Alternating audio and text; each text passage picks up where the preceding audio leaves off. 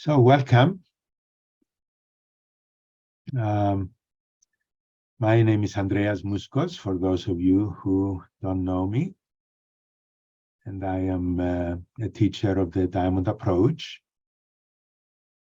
And I'd like to begin this morning with a meditation. So we can all just close our eyes and meditate. If you have a particular kind of meditation that you are used to, just do that. If you don't, you can just close your eyes and just bring your attention to your breath. Just notice your breath in your belly as your breath moves in and out of the belly, as the belly moves with the breath. Just pay attention to that movement of the breath in the belly and stay with it continually. If your mind, your attention wanders away, just bring it back when you become aware of that. Bring it back to your breath in the belly and continue like that until I ring the bell.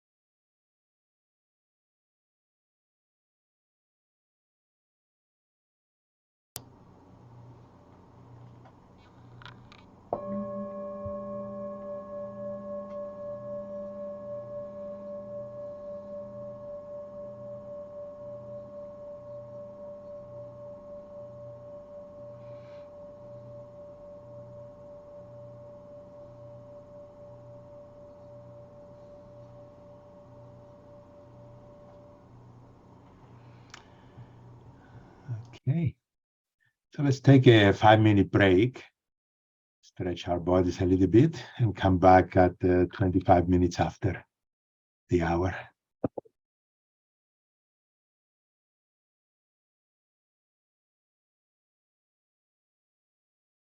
Okay, let's see if we can return.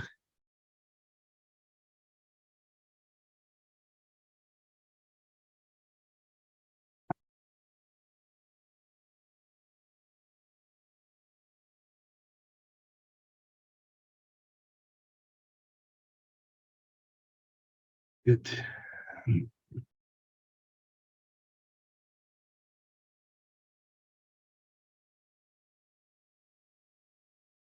So welcome again. So I think we had one more person joined us. I don't know exactly who, but welcome. And my name is Andreas Muskos. Can you hear me okay? Just give me a thumbs up. Yeah, good. So my name is Andreas Muskos. I'm a teacher of the Diamond Approach, for those who may not know me. And here with me is also Laurie Vattel, who is a teacher of DH10 as well.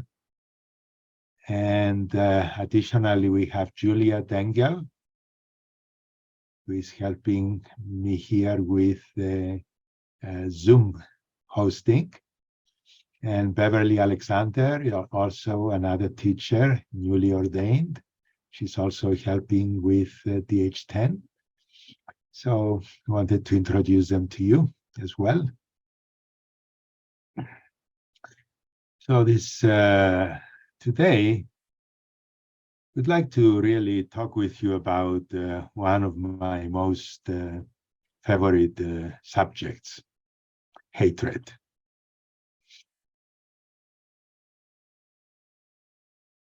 And we will talk about hatred in the context and from the perspective of the Diamond Approach. I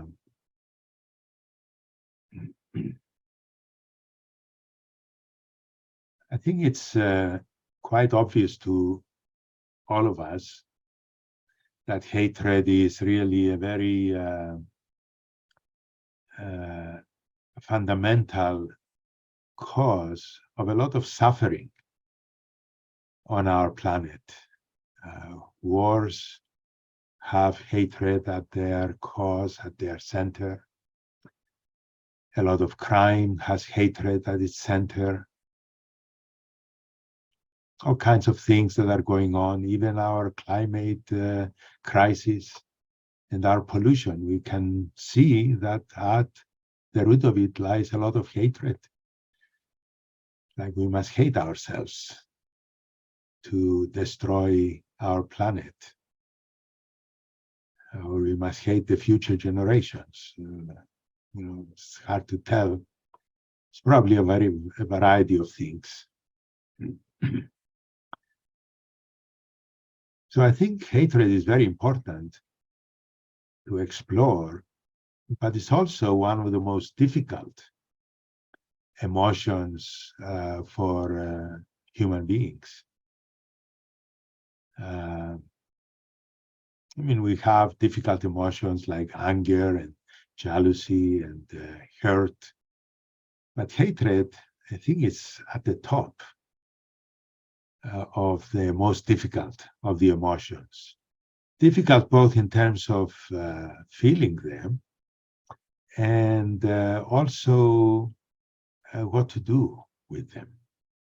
What do we do with hatred?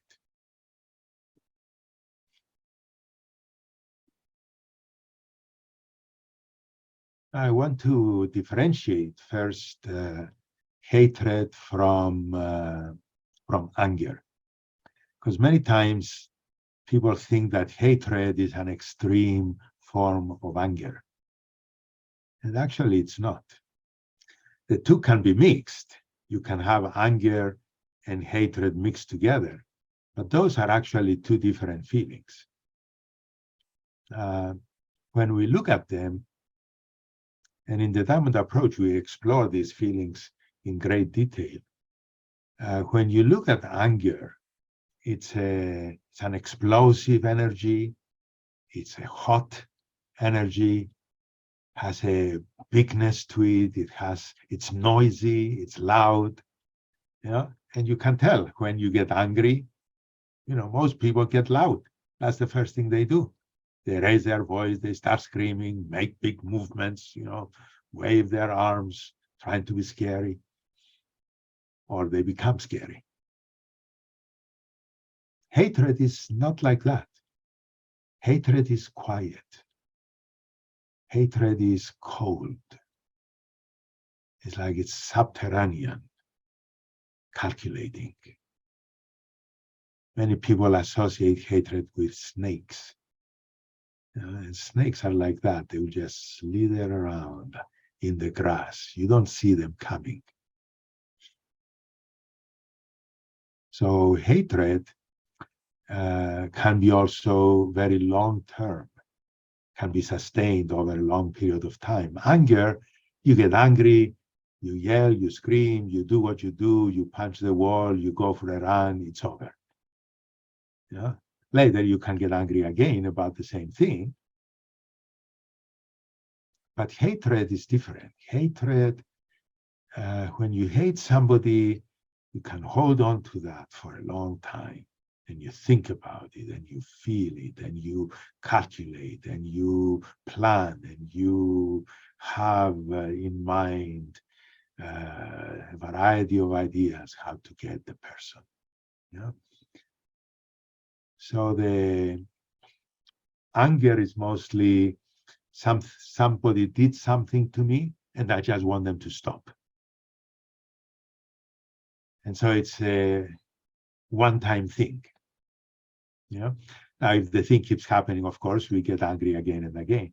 But with hatred, somebody does something to you, it could be just once. They hurt you. And you can be thinking about it for a long time. It's like the feeling is, it may take me 20 years. I will get you. And there is that. So hatred is a very destructive kind of energy and emotion.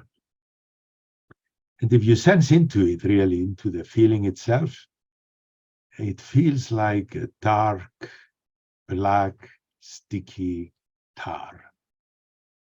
Yeah. And it actually, if you taste it, because you can taste these feelings, when you really get into them, you can taste the feeling, and it has a bitterness to it, just like tar.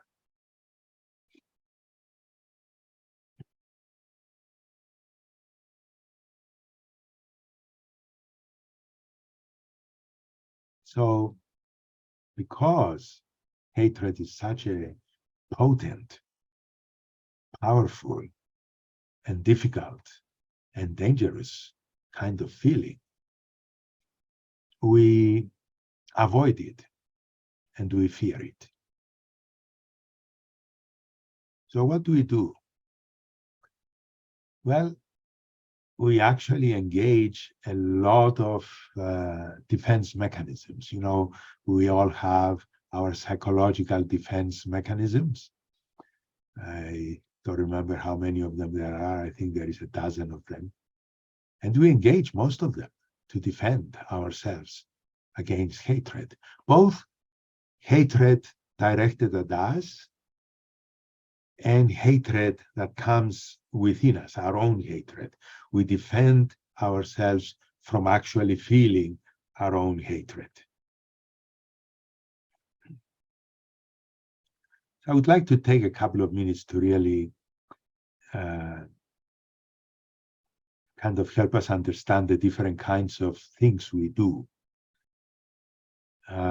One of them is, I think this is one of our favorite defense mechanisms that we use with hatred is projection. Projection? Projection means we project the feeling outside. Like you feel hatred, I don't feel hatred, they do.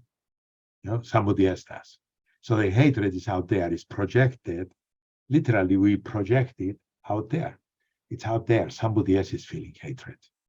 And we find people who are very good receptacles for our hatred. Could be, particular hatreds that we feel in the moment, and we project them on somebody in particular, or we could be big hatreds that we just are undifferentiated hatred, not about anything in particular, and we project it onto some big personalities. Like these days, a very popular one is Putin.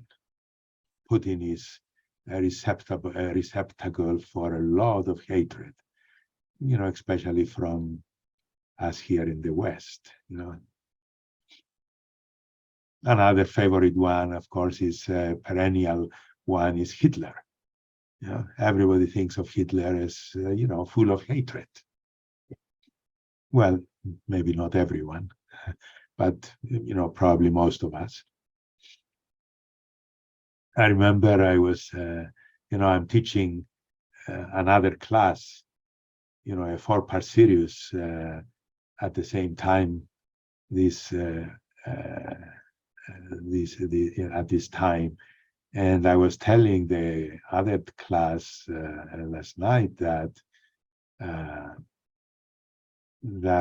I was watching a little video that somebody made of Hitler being very human and laughing and joking and talking with his friends. And I remember I was surprised. I was looking at him and I thought, that's not Hitler. That doesn't look like Hitler, And several people had a lot of reactions. And I told another friend of mine, I said, oh yeah. Probably they found 2 minutes in his life that he smiled.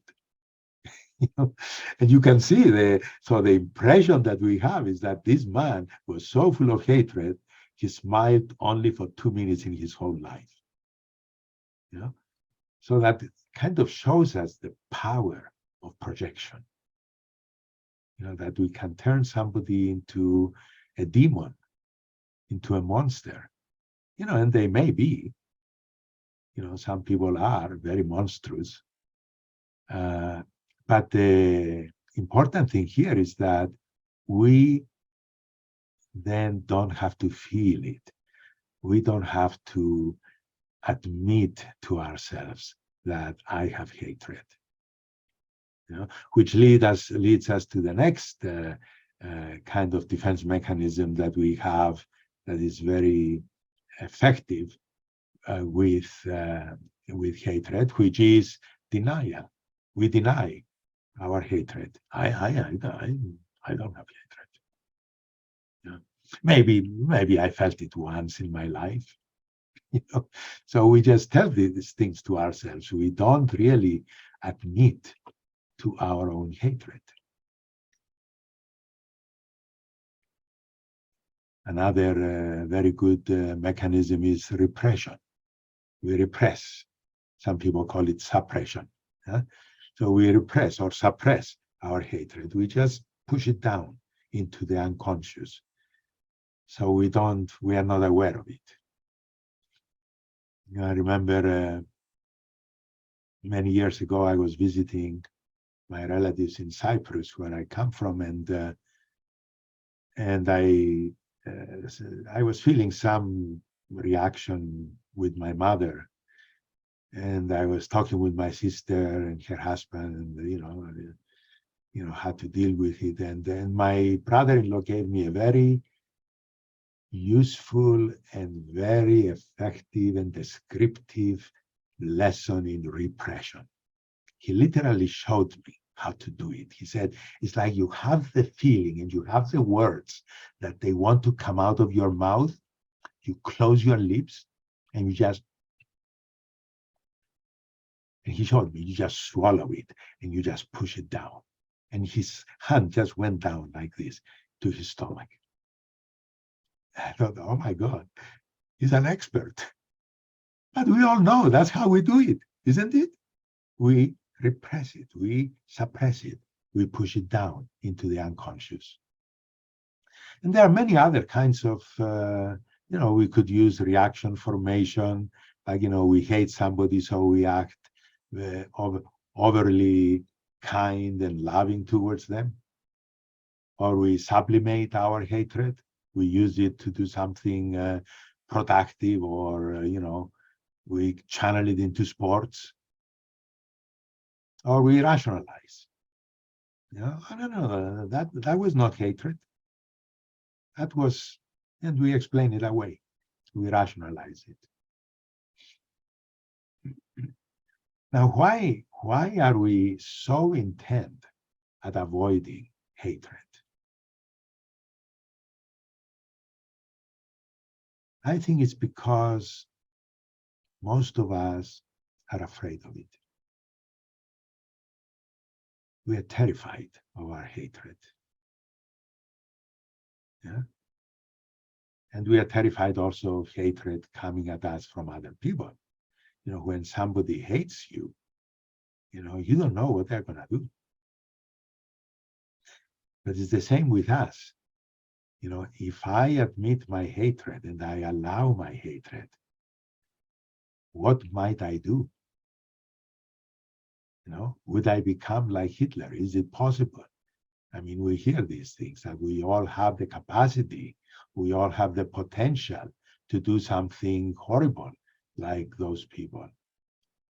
So the question is, if I feel my hatred, if I allow it to come up, what will happen? What would I do? Would I become a bad person?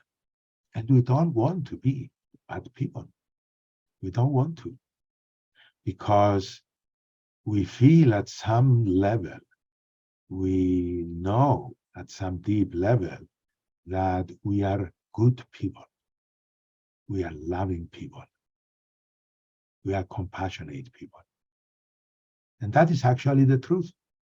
Our nature, our true nature, our spiritual nature is love, compassion, generosity, kindness, gentleness. Our nature is not aggression and hatred and anger and jealousy and destructiveness. So in a very real way, we don't want to feel our hatred because it kind of makes us feel alienated from our own true nature, from what we really are. So it makes us feel we will be bad people, we will not be sensitive and attuned and reach out to somebody.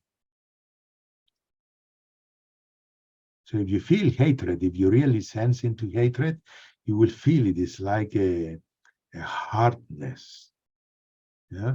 So when you feel hatred, your heart becomes hard, or your heart is encased in a hard shell. It can be felt like rock, like a cold rock or a cold metallic kind of substance.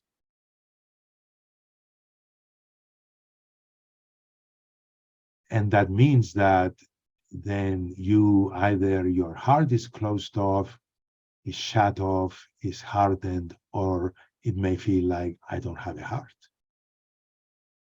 So it literally feels like hatred will destroy your heart, or it will destroy love. And of course, we know love is to us what oxygen is to the body. We cannot live without love. Love is very important, it's fundamental nutrient for our soul.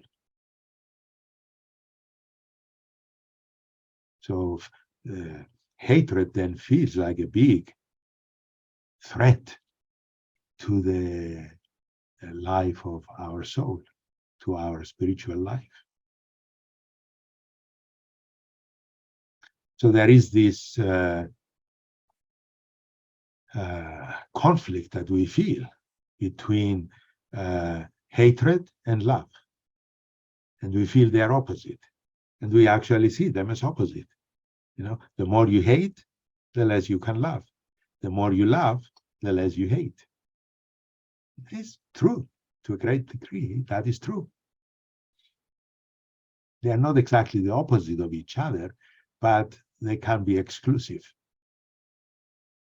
You cannot hate and love at the same time. You can hate somebody and love them, but usually you hate them this moment and you love them the next. You know that feeling? You know that kind of thing that happens in relationships? Love-hate relationship. You love them and you hate them. But depending on where we gravitate most, we feel we are a good person if we love mostly, and we are a bad person if we hate. So we don't feel that we can have love and be a good person and also hate. And yet, hatred is a normal human emotion. And just notice what happened in you. You know, just stop for a moment, just think back when I said the word hatred is a normal human emotion. What happened when I said normal?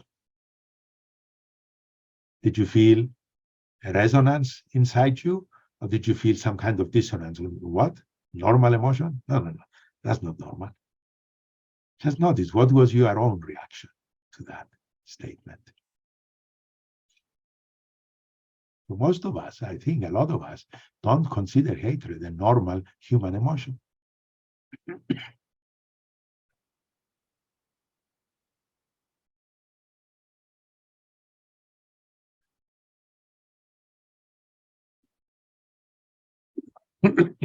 Excuse me. So I want to shift gears now, go on a different track, bring something else into our conversation here, our discussion. And then we bring the two together.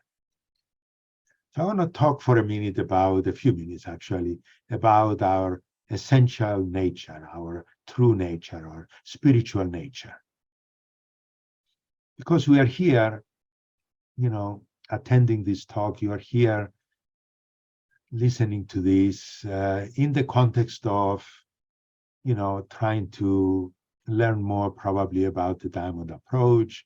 Probably you are interested in Diamond Heart 10. That's the context within which these things are offered. So you're interested in spirituality. So what is our spiritual nature? What is our true nature or our essential nature? We can use all these terms kind of interchangeably if we want to. So in the diamond approach, we speak of our true nature is really what we really are as spiritual beings, as souls. And we say that we are a spiritual substance, a spiritual presence, you know.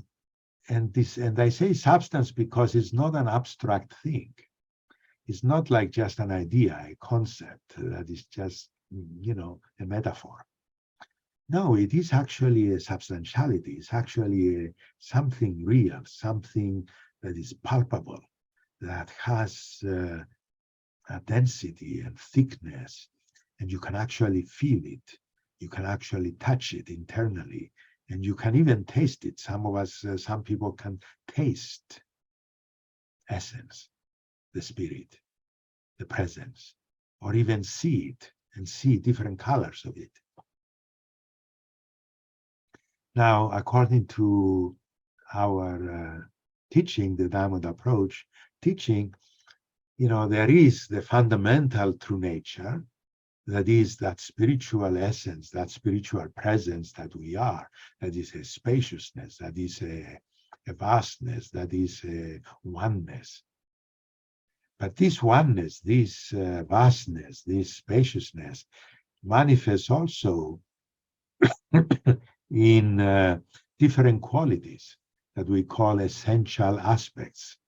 So it kind of differentiates into different qualities like love, compassion, joy, strength, peace, power, pleasure. All these are qualities of your true nature. And each one of them can be experienced in a different way. Like if you take compassion, for example, it's experienced as a green presence that has a warmth to it, and it's kind and soft and gentle and soothing, and it has a warmth to it, which is exactly what we think about, what we feel when we feel compassion. But it's not just a feeling, it's an actual substantial presence.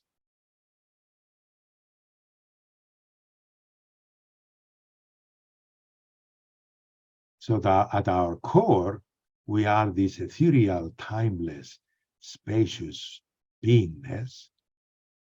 And this beingness differentiates into these different aspects, different qualities that we call the essential aspects. Now, when we are born as babies, we come into the world with all those different qualities. And you know that. Like when you see a baby, a newborn, it's like they are like a bundle of love. They are like a bundle of joy, a bundle of a pleasure. But gradually, they change. Gradually, something leaves. Something goes away.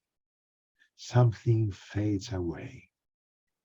Different qualities fade away. Depending on our upbringing, the kinds of parents that we are blessed with, the kind of culture we are in, the kind of times that we live in, whether we live at a time of war or a time of peace, in a country that is at peace or a country that is at war. Whatever the circumstances are, they all kind of combine and they play a role that, you can imagine now different circumstances that will cut a child off from their joy. or make a child not feel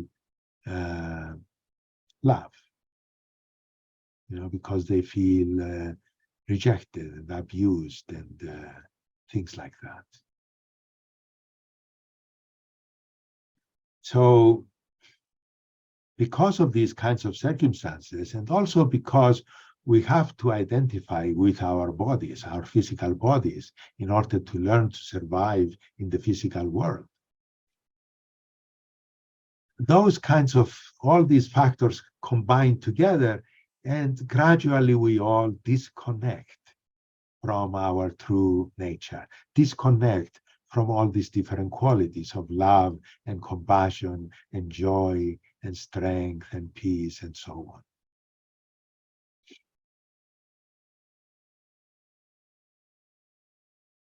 Now, as we disconnect from those, that creates a certain kind of an emptiness inside us. It's like something is missing.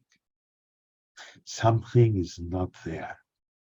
And that's very painful for human beings. Yeah. Actually, Buddha attributed human suffering to our disconnection from our true nature. And we agree with that.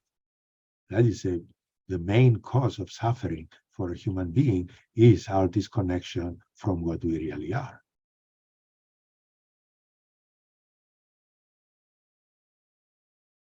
So as we feel that disconnection and we feel that vacuum, that emptiness, that pain, that hurt, then we try to compensate against it. We try to cover it up. We try to fill that emptiness. And we do it by creating counterfeits, counterfeit love, counterfeit compassion, counterfeit peace, counterfeit power. And gradually, as we develop these different compensations and defense mechanisms, in psychology, we call that the development of the ego, the development of the self. And that's true. We develop a self, an ego self, that is able to live and function in the world, that is very much identified with the physical body. And our parents helped us to really identify with our bodies. I mean, when was the last time that you heard a parent look at their newborn baby and say, "Oh my goodness, look at you, you are just love. You're so pink. You're just love. And look at all that greenness that you have, all that compassion. Oh my God."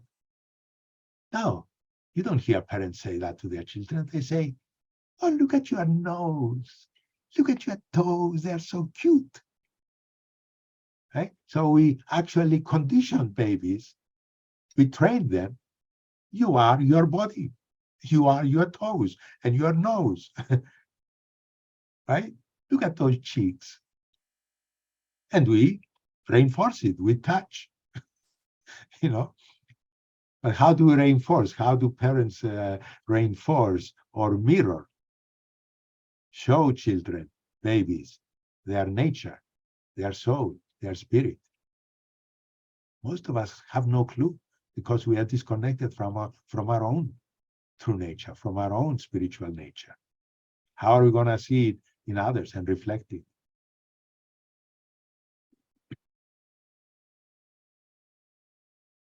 So when it comes to hatred, it's one of those compensations that we created in order to feel that emptiness, feel that something that was missing in us.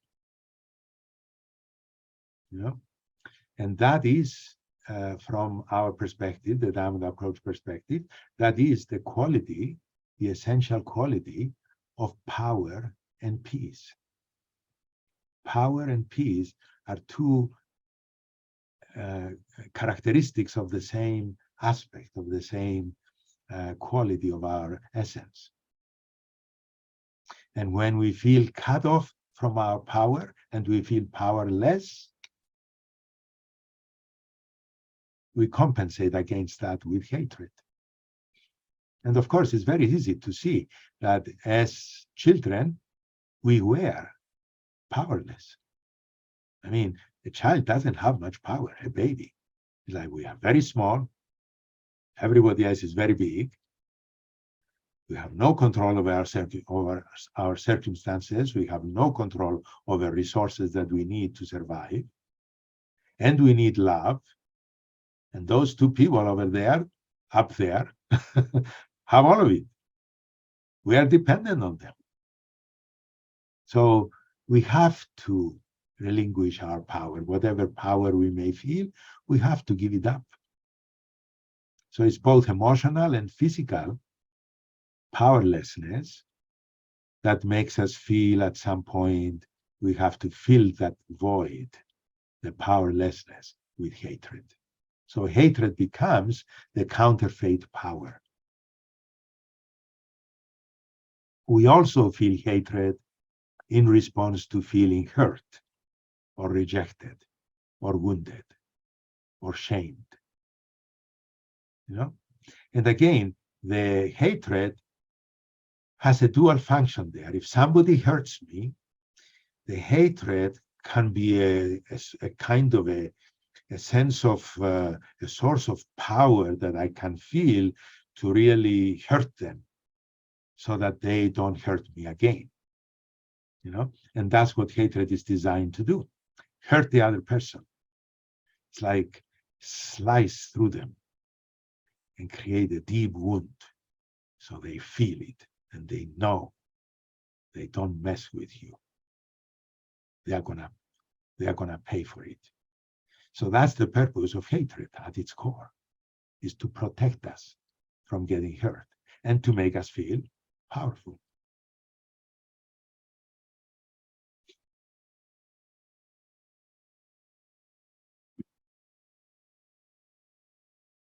So let's move now from hatred.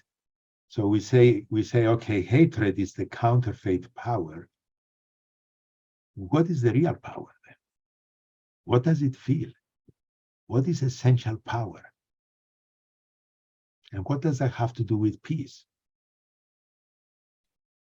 You know, because my title of this talk is the paradoxical relationship between hatred and peace. Seems like some people are just coming in. I guess they had the time zone confused them a little bit. So you're welcome. Join us. So from the diamond approach perspective, we know that there is a quality of our essential nature that we know as power. Yeah?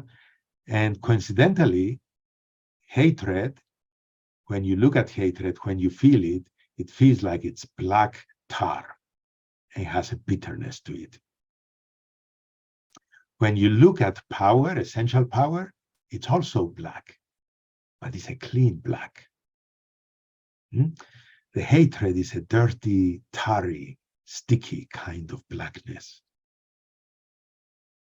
The power, the essential power, is a blackness that is a clean, deep, quiet, huge immensity.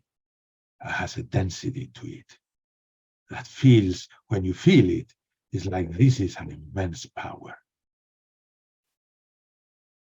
Now, when you feel it separate from you, that may scare you.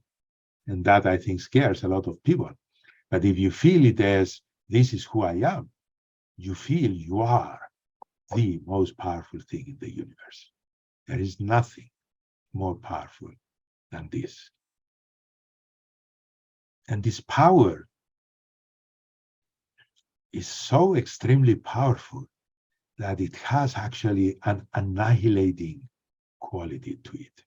It annihilates everything with just a touch. The moment it touches something, it annihilates it.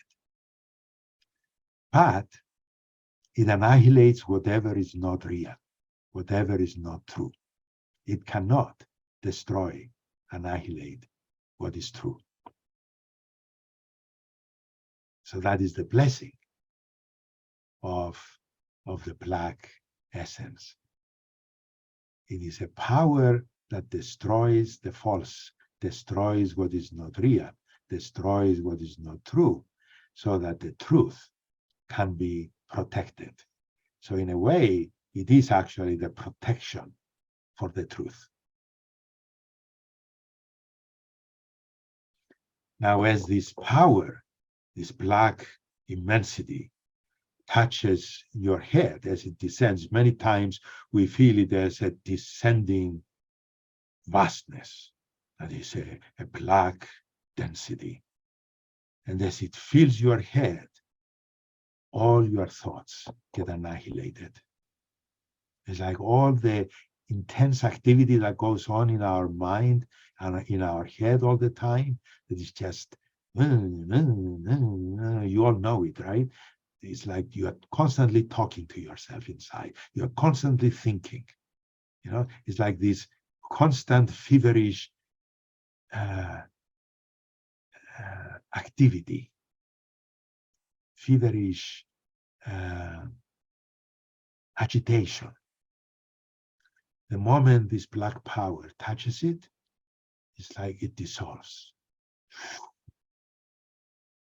There is stillness, quietness, silence, peace.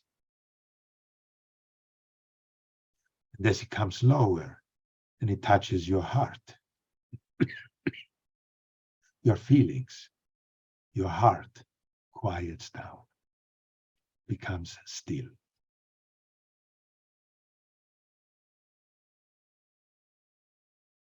And as it touches your belly, then your body becomes quiet.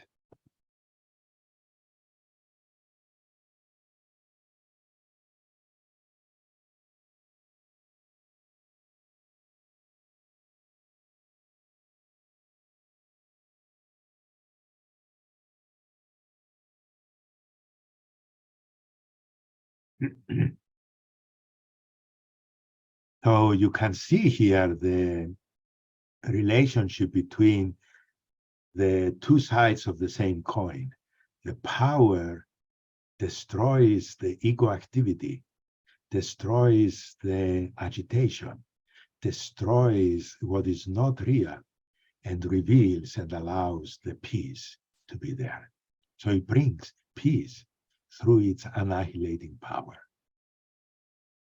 It destroys what is not real, what is not true.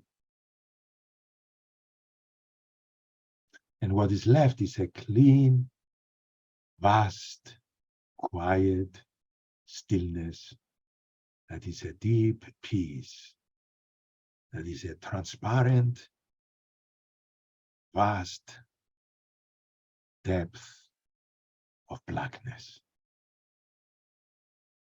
And if it goes in your mouth and you taste it, it tastes like licorice. Which is interesting, that these different qualities have actually taste.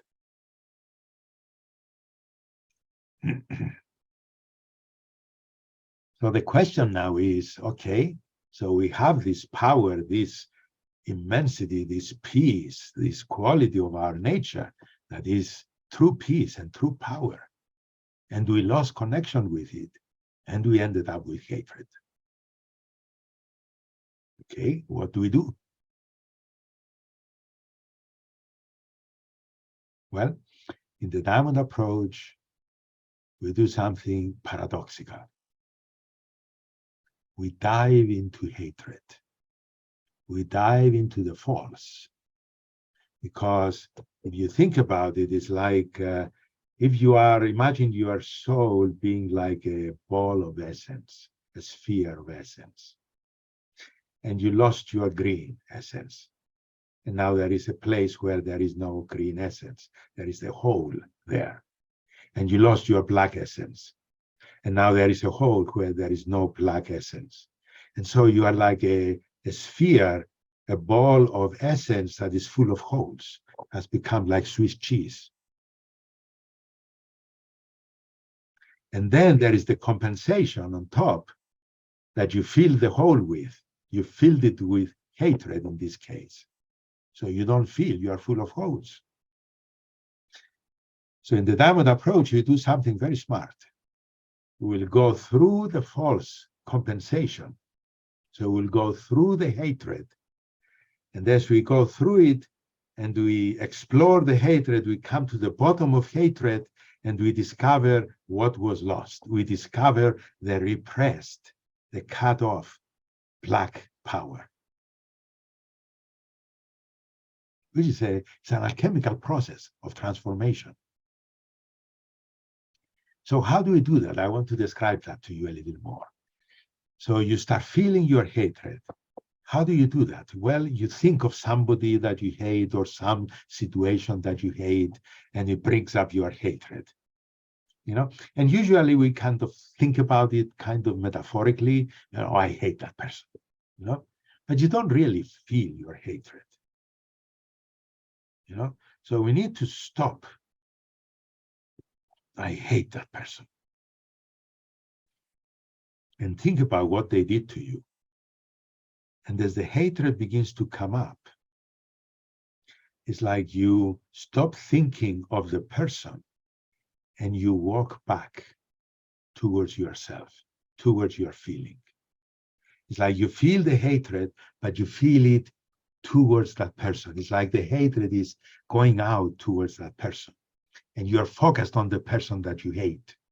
So I want you to take the focus away from the person and bring it back into the feeling and feel the actual substantiality of the hatred itself. That tarry, sticky, dirty, black bitterness.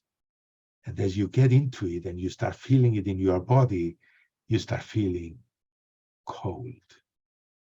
And as I'm describing it here right now, I started feeling cold in the back of my head and my neck. It's gone down my back and into my spine. Because that's what hatred feels like. It feels cold. It's a coldness. It's icy cold. So you walk back into this. And there is the natural tendency and wanting to actually not do that and wanting to get away from it because it is uncomfortable. It is not a comfortable thing. I'm not going to tell you it's a walk in the park. It's not. In some ways, it is actually going down into the underworld. It's like going into hell. Like in the Asian mythologies, that the hero goes down into the underworld to discover something valuable, to confront their demons. And as they confront their demons successfully, they recover something very valuable, a treasure, and they come back with that treasure from the underworld. Well, those myths are not stories. They are describing a very real alchemical process that we know in the diamond approach how to do. We walk into that underworld, into that unconscious, where the hatred resides. And as you go deeper into it, it's like now you have forgotten about the person you hate and you feel the hatred, this black, tarry coldness in your own body. And as I'm describing it to you, I feel it. It's like it's in my back and it's coming forward and half of the back of my body, it's like from the center back, it's all cold. And then it goes down further into my legs. And I feel the back of my thighs and my legs and my feet are getting cold. And you sense into that coldness. And you sense into that blackness. And as you go deeper into it, as you go to the center of that coldness, into the core of it, there is a power. It's like you feel it. There is a core that feels very powerful. It's a destructive power. And again, you may get scared and run away from it. But if you manage to go back to it again and again and again, and by persisting, you let yourself feel that center of complete destructiveness of the hatred. Suddenly the coldness begins to dissipate and the destructiveness begins to transform. And it's not about destroying somebody, it's not about hurting anybody anymore. It's about you feel the annihilating power of the black at the center of the hatred. Because the hatred is basically the same black power that has been distorted and contorted and dirtied, polluted. So by actually going to the center of the hatred, we discover the true power of which the hatred is a distortion, is a, well, I would say the word is a perversion. So hatred is a perversion of true power of the black essence. Take a deep breath and send your feet on the ground. Just notice what's happening as I described this. How do you feel? For many people, this can be very agitating, or it can be very scary. What do you feel?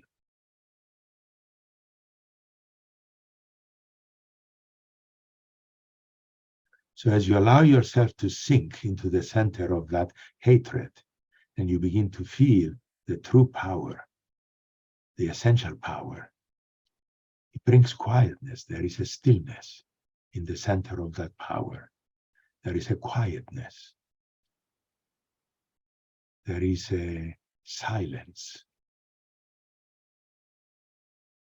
There is a deep, unfathomable peace.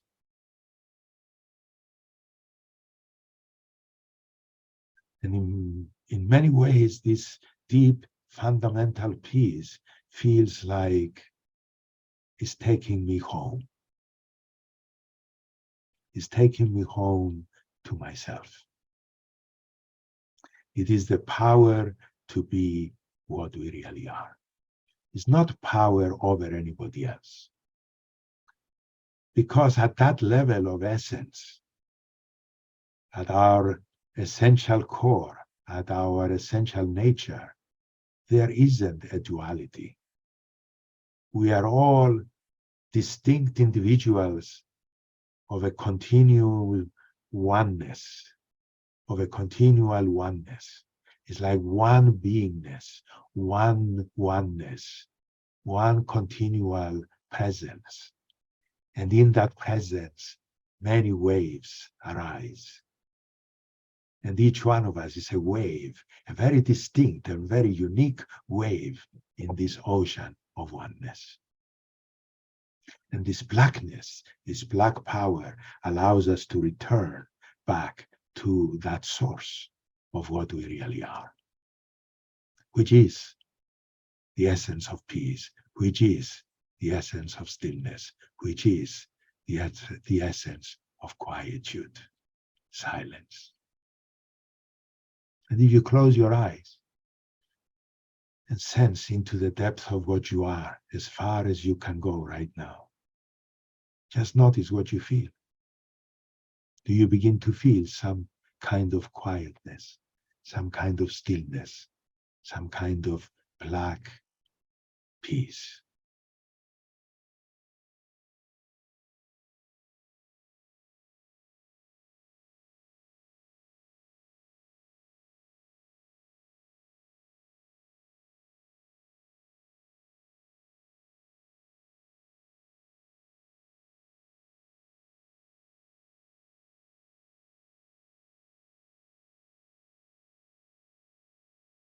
So this is the paradoxical relationship between hatred and peace. Hatred in our world is the main source of the disturbance of peace, the main source of war and violence and destruction. And yet, when we deal with the hatred internally, it can become the doorway to inner peace. And I don't think I need to tell any of you that probably we cannot have peace in our world until most of us have found peace within us.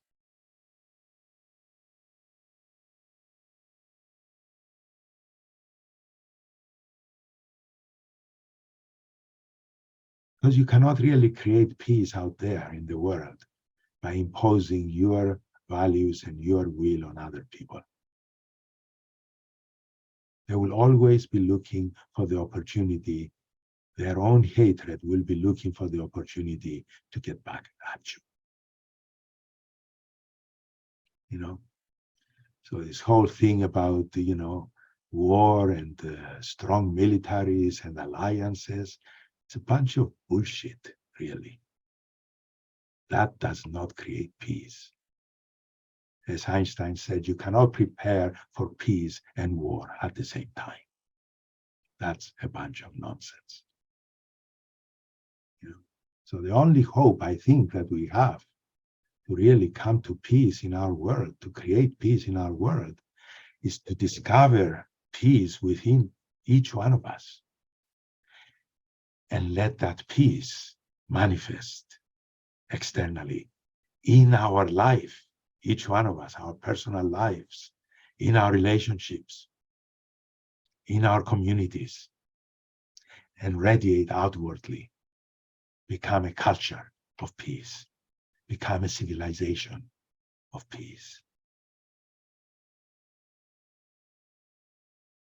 I hope we can do it before we are all dead and our world is annihilated.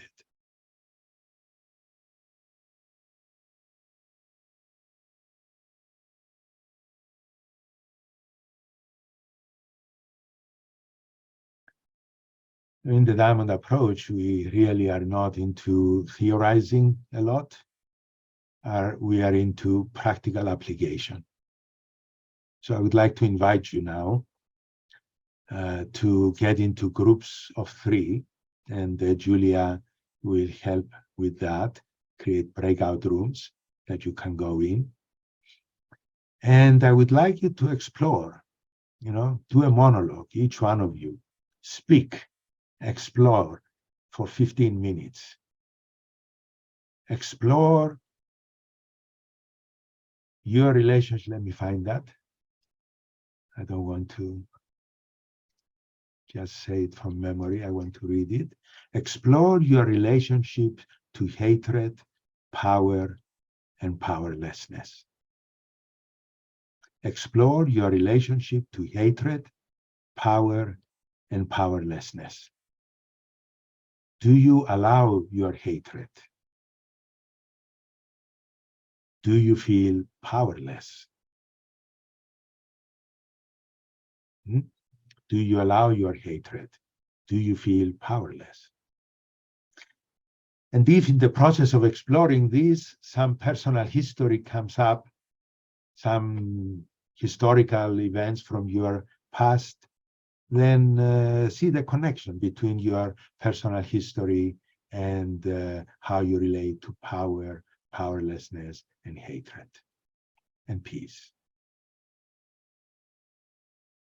So we'll do that 15 minutes each, so that will be 45 minutes. And then we'll take a 10-minute break. And so that will be 55 minutes. So we'll be back at, let's be back at, let's be back at 20, let's say 1 hour.